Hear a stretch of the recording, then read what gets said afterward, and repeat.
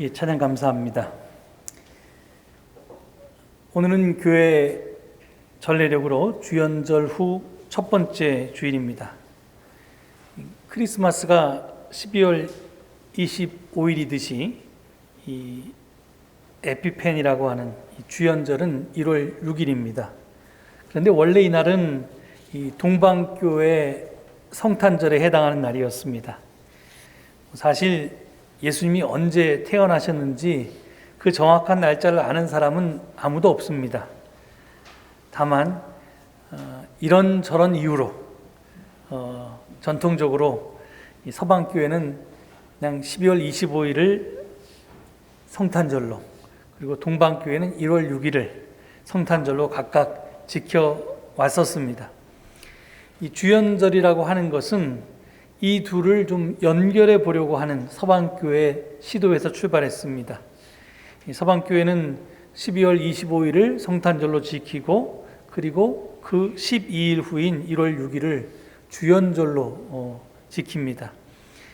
그리고 주연절에는 이 동방박사 세 사람이 아기 예수를 방문한 날이라고 그렇게 여깁니다. 이 날을 에피파니, 주연절이라고 부르는 것은, 이게 이제 주연절이 뜻하는 게 뭐 주님이 나타났다, 숨겨졌던 것이 드러났다, 뭐 이런 뜻이기 때문에 이날에 주님이 사람들 앞에서 공식적으로 자기의 모습을 동문 박사 앞에서 드러냈기 때문에 그렇습니다. 또한 교회의 전례력은 이 매년 1월 6일이 지난 바로 1월 6일이 될 수도 있고 1월 7일이 될 수도 있고, 하여튼 1월 6일이 지난 그 첫 번째 주일을 주님의 세례 주일로 지킵니다.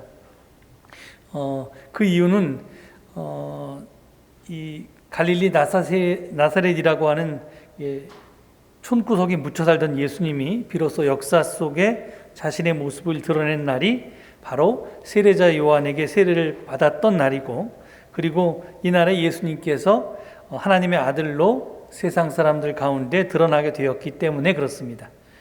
그래서 이 주연절과 그다음에 주연절 후 첫 번째 주일인 주님의 세례 주일, 뭐 이렇게 교회력은 이 예배의 절기로 지키고 있는 겁니다. 아무튼 이 주님의 세례 주일인 오늘은 예수님이 요단강에서 세례 요한에게 세례를 받은 것을 기념하면서 동시에 우리 각자가 받았던 세례의 의미를 다시 한번 되새겨보는 주일입니다. 그러니까 우리는 1년에 한 번씩 세례의 의미를 되새겨보게 되어 있습니다. 크리스천은 누구나 세례를 받습니다. 세례를 받지 않고 크리스천이 될 수는 없습니다. 그러니까 세례는 크리스천이 되기 위해서 꼭 거쳐야 하는 필수적인 절차입니다. 따라서 크리스천인 우리 모두는 다 세례를 받았습니다. 그런데 우리가 받았던 세례는 과연 무엇을 의미하는 걸까요? 단순히 통과 의례일까요? 만약에 그것이 아니라면 세례 의식이 담고 있는 의미가 뭘까요? 저는 오늘 그것에 대해서 자세히 살펴보고자 합니다. 그래서 사실은 성서 일과표가 제시한 본문은 사도행전인데 그 본문을 무시하고 오늘 로마서의 말씀을 골랐습니다. 바울이 세례에 대해서 자세히 설명하고 있는 오늘의 본문 말씀은 이렇게 시작합니다. 3절에 보면 세례를 받아 그리스도 예수와 하나가 된 우리는 모두 세례를 받을 때 그와 함께 죽었다는 것을 여러분은 알지 못합니까? 여기서 여러분 시제에 주의하시기 바랍니다. 바울은 분명히 우리는 모두 세례를 받을 때 그와 함께 죽었다라고 말합니다. 그리고 이어서 4절에서는 그러므로 우리는 세례를 통하여 그의 죽으심과 연합함으로써 그와 함께 묻혔던 것입니다. 이렇게 말합니다. 여기서도 분명히 그와 함께 묻혔다고 말합니다.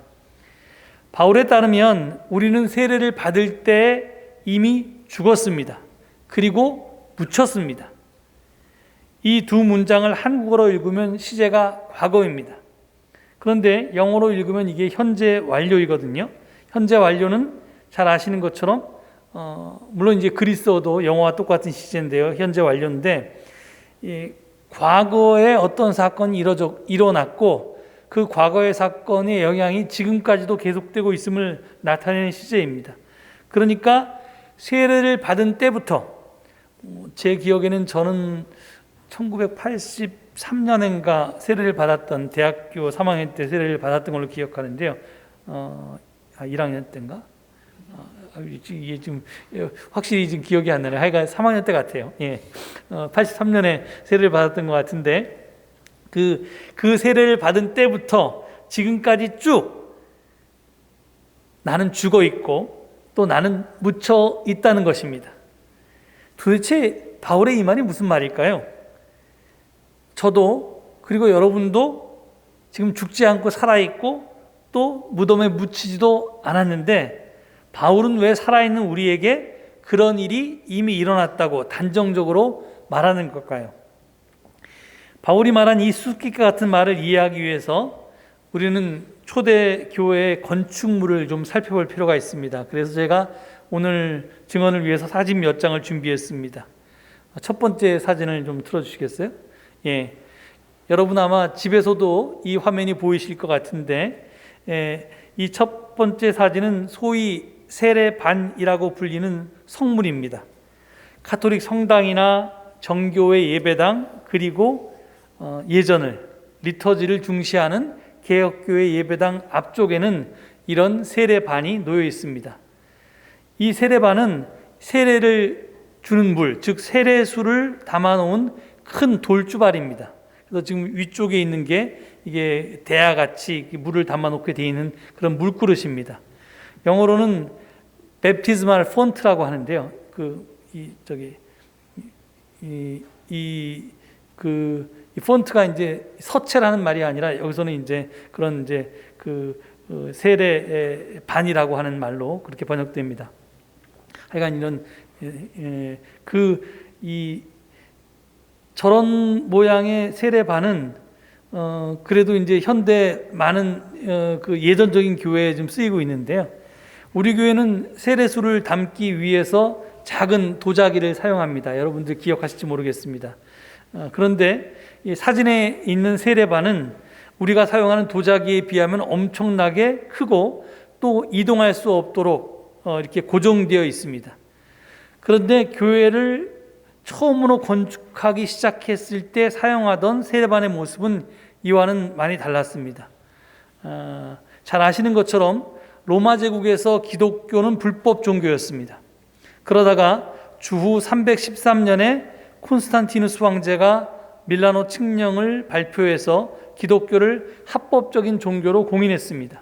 그러니까 그 전까지는 불법이었다가 그 다음에는 로마의 여러 종교 중 하나로, 그러니까 예배드릴 수 있는 하나의 종교로 공인된 겁니다. 그러니까 그 다음부터 이제 교회라는 게 지어지기 시작했고요. 그리고 380년에 데오도시우스 황제 때 드디어 기독교가 로마의 국교가 됐습니다. 그러니까 로마인들은 이제 기독교만 믿고 다른 종교는 믿을 수가 없게 되었습니다. 그래서 교회 건축은 이 콘스탄티누스의 평화 이후에, 즉 이 밀라노 칙령이 발표된 이후에 4세기부터 등장하기 시작합니다. 우리가 먼저 살펴볼 교회는요, 그리스 남동부 쪽 그 에게에 있는 작은 섬 파로스에 있는 교회입니다. 다음 사진을 좀 보여주시겠어요? 이 교회의 이름은 파나키아 에카톤 타필리아니, 이 이름 발음하기도 굉장히 어려운데요. 이런 이름을 가진 교회인데 해석하면 100개의 문을 가진 성모 마리아 교회라는 뜻입니다. 그러니까 이 교회가 지금 여러분 보시는 게 아름답긴 하지만 이 교회의 일부고요. 훨씬 큽니다. 이 교회는 주후 326년에 건축되었습니다. 그러니까 물론 그때 지금 같은 모습으로 완전히 건축된 건 아니지만 그때 처음 건축이 되었고 그 다음에 계속해서 개축이 이루어졌습니다. 그러니까 아까 밀라노 칙령이 313년에 있었으니까 굉장히 초창기에 그 13년 뒤에 이제 세워진 교회니까 굉장히 초창기의 교회당입니다. 이거 지금 이것은 교회 외경이고요. 그 다음 사진을 보겠습니다. 이 사진은 그 교회 내부에 있는 세례반, 아까 말씀드린 베프티스말 폰트의 사진입니다. 좀 더 가까이서 보겠습니다. 다음 사진요. 이 세례반은 바닥 위에 만들어져 있는데 십자가 모양으로 만들어져 있습니다. 그리고 십자가의 지금 위쪽과 아래쪽 내부를 자세히 보시면 계단이 있습니다. 다음 사진을 볼까요? 이 다음 사진은 같은 세례반인데 이 측면에서 본 것입니다. 이렇게 옆에서 보니까 마치 돌로 만든 관처럼, 석관처럼 보이지 않습니까? 이 교회 외에도 주후 4세기에서 6세기에 지어진 많은 교회당에는 이 세례탕이라고 불릴 만한 이런 세례반이 있었습니다. 그 모양으로 보면 세례 무덤이라고 부르는 것이 더 적절해 보입니다. 그런데 관이 아니라 무덤이라고 하면 지상보다는 지하에 있는 것이 더 어울릴 텐데요. 다음 사진을 틀어주시죠. 이 사진은 바로 그런 이제 땅 밑으로 세례반이 만들어진, 세례탕이 만들어진 예입니다. 지금 이 세례탕은 에베소 근처에 있는 성 요한의 바실리카에 있는 것인데요. 그러니까 이제 우리가 잘 알고 있는 요한복음의 저자를 기리는 그런 이제 예배당인데 그 예배당의 한쪽에 있었던 세례탕입니다. 이 역시 십자가 모양을 하고 있고요. 내부에 계단이 있습니다. 이 4세기에서 6세기에 지어진 교회당은 이 고대 그리스 신전을 로마식으로 발전시킨 이 바실리카 양식을 변형해서 지어졌는데요. 이 바실리카는 그리스 시대에는 좀 멋대가리 없이 이렇게 직사각형의 큰 홀이었습니다. 홀로 지어진 그런 건물입니다. 그러니까 이제 이게 공회당이라고 해야지 맞는데요. 이 바실리카가 약간 이제 로마 시대 되면 그 앞에 이렇게 둥그렇게 뭔가를 만들고 반원을 만들고 거기에다가 이제 뭐 제우스 신을 모신다든가 이런 식의 그 변형이 일어났는데, 좀 발전적인 형태가 일어났는데, 이것이 이제 나중에 교회도 처음에 이제 그 지어질 때 이 바실리카 양식을 그대로 따릅니다. 이 다음 사진을 보겠습니다. 이게 이제 그 바실리카 교회의 평면도인데요. 지금 이렇게 직사각형의 약간 십자가 모양으로 양쪽, 앞쪽에 양옆이 조금 튀어나와 있죠. 그리고 앞에는 이제 반돔으로 되어 있어서 거기에 이제 제단이 놓여 있게 됩니다. 그리고 저기 빨갛게 표시된 부분 약간 옆에 툭 튀어나와 있는 부분이 있는데 바로 저게 세례탕입니다. 그러니까 이 초대 교회는 교회를 지을 때 반드시 교회당 한쪽에 저렇게 세례탕, 세례 무덤을 설치했습니다. 우리가 잘 아는 성서학자 잔 도미닉 크로사는 이것을 뭐라고 표현하냐면, 사도 바울이 로마서에서 말한 세례 신학을 건축물화한 것이다. 세례 신학이 건축물화된 것이다. 이렇게 평합니다. 그러니까 크로사는 십자가 모양의 세례탕, 즉 세례 무덤은 예수님이 달려 돌아가신 십자가를 형상화한 것이라고 합니다. 그래서 다음 그림을 보시면 저 가운데 계신 분이 크로산 교수님인데요. 이제 80이 넘어서 거의 90 가까이 되신 이제 고령의 학자인데 아직도 강의하십니다. 옆에 우리가 잘 아는 예수님이 십자가에 달리신 그림이 있는데, 그것과 지금 옆에 있는 아까 요한의 성 요한의 바실리카라고 하는 거기에 있던 그 세례 무덤의 모습이 저것도 십자가 모양을 하고 있습니다. 그러니까 저렇게 이제 두 가지가 이렇게 오버랩돼서 나타나죠. 그래서 이 지상에 위에서 놓여서 석관 모양을 하고 있건, 아니면 이 지하에 무덤 모양을 하고 있건 간에 이 세례를 받는 사람은 계단을 따라서 물이 담겨 있는 탕으로 걸어 들어가서 물 속에 잠깁니다. 세례를 받을 때. 그러니까 물 속에 잠겨서 죽는 거죠. 예수와 함께 죽는 것을 상상하는 거고요. 그리고 나중에 이제 다시 물 속에서 일어나면서 그리스도와 함께 부활해서 반대편 계단으로 걸어 올라오는 것이 당시의 세례의식이었습니다. 그러니까 초대교회의 세례의식은 내가 예수와 함께 십자가에 달려 죽었다가 예수와 함께 다시 살아나는 것을 상징적으로 표현하는 그런 의식이었습니다. 이것은 단순히 깨끗한 물에 내 죄로 물든 내 더러운 몸을 씻는 그런 정화의식이 아니었던 것입니다. 근데 여기서 중요한 것은 내가 죽었다가 다시 살아나는 것이 아닙니다. 그러니까 단순한 거듭남이나 중생이 세례의 핵심이 아니었습니다. 세례의 핵심은 예수와 하나 되는 죽음과 예수와 하나 되는 부활에 있습니다.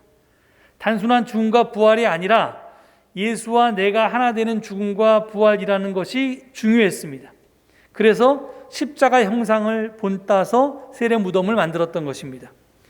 그런데 십자가는 무엇입니까? 십자가는 지금은 우리 기독교의 상징이지만 로마 시대는 이게 교수대나 단두대처럼 사형 틀 가운데 하나였습니다. 그렇다면 예수는 왜 사형 틀에 달렸습니까? 당연히 죄를 지었기 때문이겠죠. 근데 어떤 죄였죠? 예수가 지은 죄는 윤리적이나 도덕적인 죄가 아니었습니다. 반인륜적인 범죄도 아니었습니다. 그것은 로마의 반역한 죄였습니다. 십자가는 바로 그런 죄를 지은 사람에게만 적용되었던, 그런 사람들만 처형했던 사형틀이었습니다. 그렇습니다. 예수는 로마에 정하여 있기 때문에 로마 제국에 의해서 십자가에서 처형당했던 것입니다. 바울이 오늘 본문에서 말하는 죄는 그렇기 때문에 단순한 죄가 아닙니다. 세상 죄고 구조 악입니다. 이렇듯 예수는 로마에 의해서 그리고 로마에 대해서 죽었던 것입니다. 십자가에서. 그리고 하나님에 의해서 하나님에 대해서 부활하고 하나님과 함께 살게 되었습니다. 이래서 로마에 대해서 죽고 하나님을 위해서 살고 이게 이제 그 십자가와 부활의 의미인데요. 세례는 바로 이러한 예수와 내가 하나 되는 의식이었습니다. 따라서 세례를 통해서 우리 크리스찬들도 예수 그리스도처럼 로마에 대해서 죽고 예수를 위해서 또는 예수 안에서 부활한 삶을 살게 된다는 것입니다. 그래서 이제 그 크리스천은 로마인으로서 세례 무덤 계단을 내려갔지만 저 그림을 보시면 지금 까맣게 표시된 그 십자가의 한쪽 계단을 통해서 dying to Rome, 그래서 이제 로마에 대해서 죽으면서 내려오는 거죠. 그래서 물속에 잠기는 거고, 그 다음에 다시 일어난 다음에 다시 하얀 쪽 계단을 타고 올라가는데 living for Christ, 그리스도를 위해서 살아가게 되는 겁니다. 그래서 내가 옛날에는 그랬겠죠. 그러니까 소위 바울 시대 때 세례를 받는다는 것은 내가 세례를 받으면서 로마인으로서 세례 무덤 계단을 내려갔지만 거기서 로마에 대해서 죽고, 즉 로마의 가치에 대해서 죽고 하나님의 나라의 가치로 사는 새로운 피조물로 거듭나서 반대편 계단으로 올라왔던 것입니다. 그래서 이 dying to Rome, living for Christ라고 세례의 의미를 그렇게 크로산 교수가 요약해 놓은 것입니다. 앞에서 예수를 죽임당함에 몰아넣은 죄는 세상 죄요 그리고 구조 악이라고 했습니다. 이를 다른 말로 하면 시대의 풍조고 세상이 정상이라고 말하는 삶입니다. 우리가 세례를 받아서 로마에 대해서 죽고 그리스도를 위해서 살게 되었다는 것은 세상에 대해서 죽고, 즉 세상의 가치에 대해서 죽고 하나님 나라와 그 의를 위해서 살기로 결단했다는 뜻의 다름 아닙니다. 이것은 비록 내가 또는 우리가 세상 안에 존재하지만 세상에 속한 사람들이 아니다. 그리스도 안에 속한 사람들이다. 지금과는 전혀 다른 세상을 꿈꾸면서 교회 공동체 안에서 새로운 생활 방식으로 살아가는 사람들이다 라고 하는 의미였습니다. 그래서 사도 바울은 오늘 본문은 아니지만 나중에 로마서 뒤로 가면 로마서 12장 2절에서 이렇게 이야기합니다. 여러분은 이 시대의 풍조를 본받지 말고 마음을 새롭게 함으로 변화를 받아서 하나님의 선하시고 기뻐하시고 완전하신 뜻이 무엇인지를 분별하도록 하십시오 라고 말합니다. 그리고 바로 앞절에서는 1절에서는 이제 너의 몸을 거룩한 산제사로 하나님께 드리라고 하죠. 이 이제 단순히 머리로서 분별하는 게 아니라 분별한 삶을 살라는 겁니다. 이런 이유로 바울은 자신이 세운 예수운동 공동체를 교회라고 불렀습니다. 교회를 헬라어로 에클레시아라고 합니다. 이는 밖으로 불림받은 공동체라는 뜻입니다. 세상의 질서로부터 탈출해서 하나님 나라의 질서로 살아가도록 불림받은 사람들의 공동체가 바로 교회입니다. 그렇기 때문에 교회 공동체는 세상의 풍조, 세상의 질서, 세상의 생활 방식, 세상의 가치, 세상의 이념을 거부하고 먼저 하나님의 나라와 그 의를 추구하며 사는 사람들의 모임입니다. 세례는 내가 그런 공동체의 일원이 되겠다는 결연한 의지의 표현이었고 앞으로 그렇게 살겠다는 하나님과의 약속이었습니다. 여러분이 받았던 세례는 이런 엄청난 뜻을 내포하고 있는 것입니다. 그런데 다 알겠는데 그런데 지금 바울은 내가 세례를 받았을 때 그런 세상에 대해서 세상의 가치에 대해서 죽었고 그 세상 욕심과 세상의 풍조 따라 살던 삶은 모두 다 묻어버렸다고 했는데 이미 죽여서 묻었던 세상 욕망이 스멀스멀 일어나서 지금 여러분을 지배하고 있지는 않습니까? 하나님 나라를 위해서 살기로 했는데 하나님 나라의 시민으로 살기로 결단했는데 하나님 나라에 대한 갈망은 먼 전생의 기억처럼 아주 멀고 희미하지 않습니까? 지금 여러분은 새 생명으로 살아가고 있습니까? 아니면 다시 옛 생명으로 돌아갔습니까? 우리가 1년에 한 번씩 주님의 세례 주일을 지키는 이유는 우리가 받았던 세례의 의미를 되새기면서 우리가 과연 그렇게 살고 있는 일날을 비춰보기 위해서입니다. 우리가 세례는 평생 한 번 받지요. 하지만 제가 세례 언약 갱신예라고 하는 것을 서양교회는 매년 이렇게 주님의 세례 주일날 베푼다고 말씀드렸습니다. 제가 미국에 유학 갔을 때 제일 신기했던 게 그거였는데요. 이렇게 주연절 첫째 주일인 주님의 세례 주일에 모든 사람들이 자기가 받았던 세례를 회상하면서 그것을 이제 갱신하는 그런 의식을 합니다. 그런데 그 의식이 세례식이건 아니면 내 뜻에 상관없이 부모의 신앙에 따라서 유아 세례를 받고 성인이 된 다음에 나도 이제 내 스스로의 믿음에 의해서 기독교인이 되겠다라고 하는 의식으로서 받았던 견신예이건 아니면 매년 드리는 그 세례 언약 갱신례이던 간에 미국 장로교회 예식서에는 그 모든 예식 중에 포기의 서약이라고 하는 순서가 반드시 들어가게 되어 있습니다. 이게 우리 기독교 장로회나 한국 교회는 이런 절차가 전혀 없는데요. 미국 장로교회 예식서에 이게 들어가 있는 걸 보고 제가 깜짝 놀랐습니다. 이 포기의 서약은 우리는 이렇게 세례를 받고 교회 일원으로서 교인으로서의 의무를 다하겠습니까? 이런 것을 문답하는데 그게 아니라 이걸 물어봅니다. 여러분은 하나님의 정의와 사랑에 도전하는 세상의 온갖 악과 권세를 버리시겠습니까? 여러분은 하나님의 사랑으로부터 여러분을 끊어놓는 죄의 길을 버리시겠습니까? 여러분은 예수 그리스도께로 돌아와서 그를 주님과 구주로 모시겠습니까? 이 모든 질문은요, 지금 로마서에서 바울이 던졌던 세례의 의미와 정확하게 일치하는 질문입니다.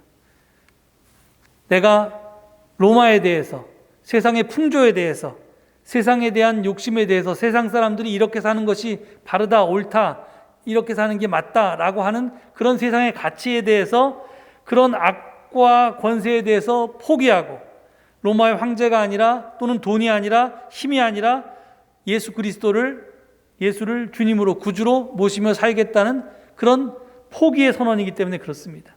우리는 세례를 통해서 그런 걸 이미 포기했던 사람들인데 지금 혹시 우리 속에 이미 우리가 포기했던 가치들이 다시 우리를 지배하고 있지 않은지, 정말로 우리 삶을 지배하고 있는 욕심이 하나님에 대한 욕심인지 아니면 세상에 대한 욕심인지를 우리가 확인해야 한다는 겁니다.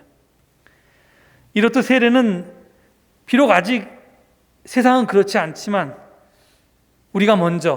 내가 먼저 그렇게 하나님 나라를 살아냄으로써 세상 속에서 이 겨다씨만큼 작은 하나님 나라를, 누룩같이 미미한 하나님 나라를 확장시켜 나가는 일에 나를 투신하겠다는 결단입니다. 제가 언젠가 여러분에게 소개한 적이 있는데 다시 한번 여러분에게 박노해 시인의 내가 먼저라고 하는 시 한 편을 소개하고자 합니다. 불 꺼진 벽난로에게 말해보라. 나한테 열기를 먼저 주면 장작을 던져준다고. 말라붙은 옹달샘에게 말해보라. 나한테 샘물을 먼저 주면 깊이 파주겠다고. 절망 어린 현실 구조에게 말해보라. 나한테 희망을 먼저 주면 내가 변화에 나서겠다고. 이 지상의 계절을 이겨내는 꽃은 없고 자기 시대를 초월하는 인간은 없다. 내가 먼저 좋은 사람이 되어서 좋은 삶을 앞서 살아내면서 미래의 빛으로 저항하지 않는다면 좋은 세상이 와도 텅 빈 삶의 그릇일 뿐이다. 이 시를 통해서 박노해 시인은 좋은 세상을 만들려면 내가 먼저 솔선수범해야 한다고 주장합니다. 그는 다른 글에서 독자들에게 나만은 대로 나 하나쯤이야 세상이 다 그런데 뭐 하는 생각을 가지고 사는지 아니면 나 하나만이라도 내가 있음으로 해서 내가 먼저 하는 자세로 사는지를 묻습니다. 그리고 천지간에 나 하나라도 바로 사는 것, 그것이 내가 먼저 변화된 삶을 살아내는 것, 그것이 모든 진리의 모든 것이고 그것이 희망의 모든 것이라고 강조합니다. 그렇습니다. 내가 변하면 세상이 변화될 수 있다는 것이 우리의 믿음이어야 합니다. 내가 바로 살면 세상이 바로 살게 될 것이라는 것이 우리의 희망이어야 합니다. 크리스천은 바로 이 희망을 가지고 사는 사람들입니다. 우리는 지난주에 2021년 새해를 맞아서 새 출발을 시작했습니다. 이 시점에서 우리가 새로 꼭 기억해야 할 것이 있습니다. 그것은 새해가 됐다고 해서 저절로 새 출발이 시작되는 것이 아니라는 것입니다. 그것은 착각입니다. 착각도 큰 착각입니다. 새 출발은 새해가 왔다고 시작되는 것이 아니라 우리의 변화에서 출발되는 것입니다. 내가 생각을 바꾸고 삶을 바꾸고 태도를 바꾸고 자세를 바꿀 때 비로소 새 출발이 가능한 것입니다. 즉 새 출발의 전제 조건은, 필요 조건은, 필수 조건은 바로 여러분과 나 자신의, 우리 자신의 변화라는 것입니다. 내가 변해야 교회도 변하고 세상도 변하고 사회도 변합니다. 예수 그리스도 한 사람의 변화가 세상을 바꾸었듯이 나로부터 시작되는 작은 변화가 우리 모두를 변화시키는 시발점이 되고 세상과 역사를 바꾸는 출발점이 될 것입니다. 아무쪼록 2021년 내가 먼저 새 사람, 새 생명으로 변해서 교회와 세상을 변화시키는 그런 복된 한 해가 될 수 있기를 간절히 축원드립니다. 이 말씀을 기억하시면서 잠깐 침묵 가운데 기도하시겠습니다.